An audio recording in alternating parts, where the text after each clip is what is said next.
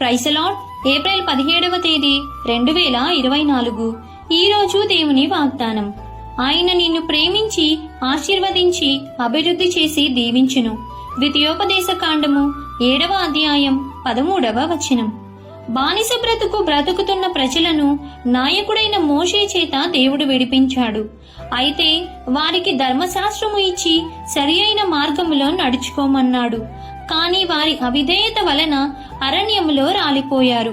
ఆయన ఆజ్ఞలు విధులు పాటిస్తే ఎల్లప్పుడూ ఆయన నిన్ను ప్రేమిస్తాడు, ఆశీర్వదిస్తాడు, అభివృద్ధి చేస్తాడు.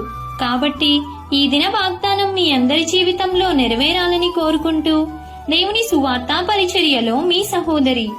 ఆమేన్. గాడ్